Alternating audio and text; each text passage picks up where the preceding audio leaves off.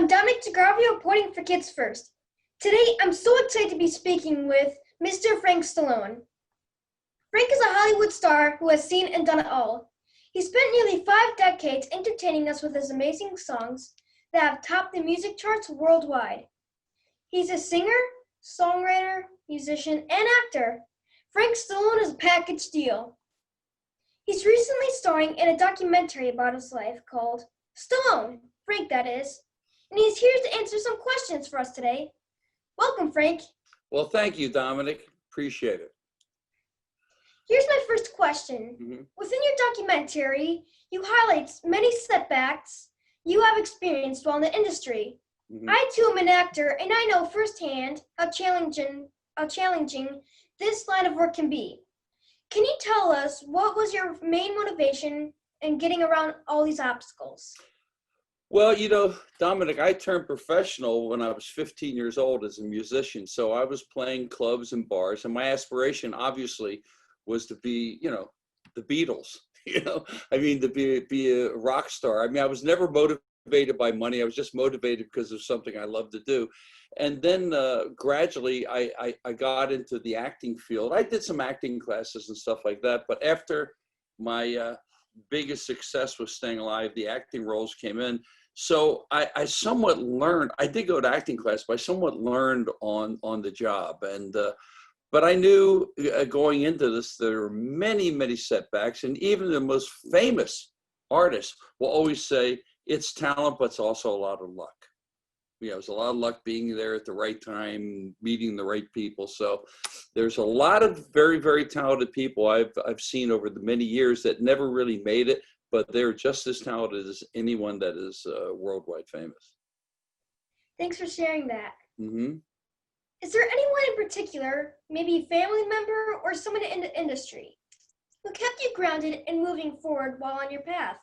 I know how important it is to have support. Well, I wouldn't say I grew up in a great support system, Dominic. My parents were divorced when I was very young, when I was like 6. So I got shuffled around a bit. So I didn't really have many mentors. I guess my brother, he was kind of a fun, but he wasn't even an actor then. He was like playing football and, you know, chasing the pretty girls around. So he wasn't really a serious actor at that point. I mean, like I said, I turned professional at 15, but he was, you know, it was a big brother thing. And so we kind of bounced off each other. But no, we didn't have the situation where the parents came to everything we did and stuff like that. It was just a different time. My mom is my biggest support factor, and she keeps me really confident. Good for you, son. That's the way it should be. Thank you. I truly enjoyed watching your film, and I believe people will walk away from watching this documentary with a clear message. Can you share with us what you want people to take away from watching this film? I think, Dominic, what people, I hope they take away is that perseverance. If you believe in yourself that you can compete at a world-class level, then you're in. But if you have self-doubts, sometimes you have to, you know, think about other things. But if you can really, you have to believe in yourself, because no matter how good you are, rejection is part of the game, and that could be a setback. But I think it, like you said, you have a good support system with your mother and stuff, which keeps you grounded and keeps you, okay, well, it's like a football game. Okay, we blew this play totally. Get back in the huddle, reset, bang, go for it. And I think that's the kind of attitude you have to have. I mean, of course, we all get depressed. We all get, you know, discouraged because, well, Joe made it big and I was better than him in class or whatever. But you can't worry about it. You just got to do your own thing. That's very true. Yeah. This documentary shows so many people who you've worked with over the years. Each, I'm sure, has a special place in your heart. Yes. But it's evident watching this film that you hold a special bond with your childhood band, Valentine. Yes. What was it like for the band to come together again over this film? Well, Dominic, Valentine was interesting. I hadn't seen a lot of them in many, many years, but even my first group, the first guys from 1965, so I really hadn't seen some of them in 50 years. Which was really a great surprise. I know it sounds weird because you're a young guy, but it's like a half a century. And And I was very moved. I was very touched because that's where it started. I mean, we could have done a lot of things with the movie nowadays. Frankie's famous and stuff, but the fun stuff was the people that you started up with when I was just a baby. How old are you? I'm 11. Okay, so I was only 4 years older than you. So when I started, so it was really nice to see people that I began with, and how they thought of me, and a lot of them were very complimentary, as you saw, and that's what really made it wonderful. For me to, because they just said, we always thought Frank was a jerk, but they were pretty nice. So that kind of went over pretty good. That meant a lot to me. And then the group Valentine, which I was together with for a long time. And, I always enjoyed being in a band. I had a lot of fun being in a band. That's a really long time. Long time, man. Tell me about it. And I also really enjoyed seeing your band come together again. Yeah, that was nice. That was really nice to, because we shared a lot together. I mean, we were also like best friends, and we were in a band. And a lot of groups weren't. We weren't, we weren't an excessive band. We had a lot of fun, but we weren't really drugs or drinking that much. We were always like we were one of the very few bands that was like working out, that were in good shape. You had to be, because in those days we would do 4 shows a night, 40-minute seats. So we'd play 160 minutes of music a night.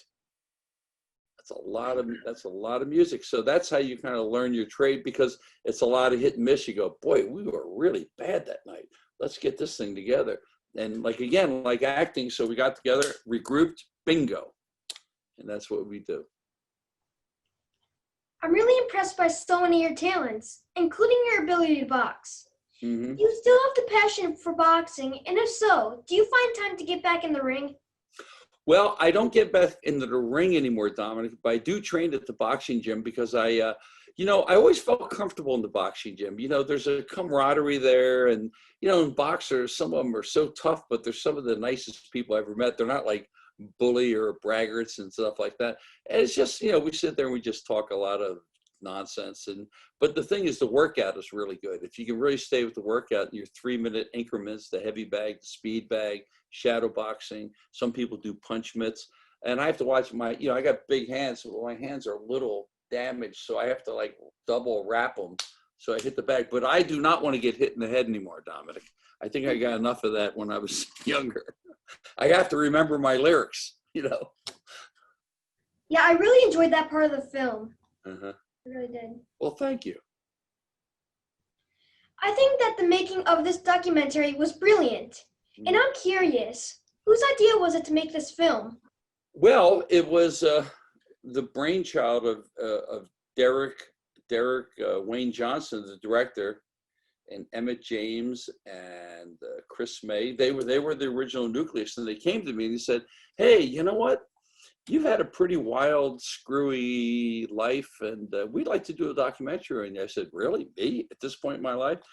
And I said, "Well, I can just give you a list of the people that I've known over the many years, and then you can take it from there." And they went out on the road, and thanks for my good friend Dave Palomeni. He was instrumental in raising the money. And then we found a wonderful company in England called Branded, Charlotte and Simon, all the gang over there. So it really came to fruition, and I'm just really blessed. I feel like really lucky at my age to have a film about myself. I named it, I called it on purpose, Stallone. I wanted to have these big letters so people go, "Oh, it must be Rocky." So I just wanted to go Stallone, and I put the little words, Frank, that is. So it was like kind of to pull them in, and just being and just kind of having fun with it. You can't take yourself serious all the time. Super. You've had so many milestones within your career. Mm-hmm. Is there any one milestone that you feel is a true high point? Yes, I think, one milestone is like actually being involved in one of the great movies, Rocky, standing on the street corner, because we had absolutely no idea that it was going to go on to be this like famous picture. And then I would say the second thing is staying alive, because at that point, I had been a professional musician almost 18 years with so many setbacks and so many disappointments. And it felt like the first time that I was able to show what I could really do. And it was a blessing, because I ended up with 9 songs in the movie. I mean, I was, at that point, my career was kind of over, obscure.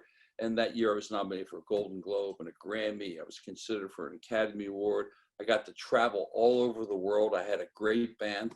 And I would say that was something that was pretty interesting, because it really shouldn't have happened, because you know, the Bee Gees were such a wonderful group, and there was probably no chance I was going to get in, but I did, and I was able to deliver, and that was one of the high points of my musical career, yes, in my showbiz career. Your journey has certainly been amazing. Yeah. Did you participate in a lot of talent training when you were young, or did your challenges come easy to you? What the challenges? Well, I believe certain people are destined and born to do what they do.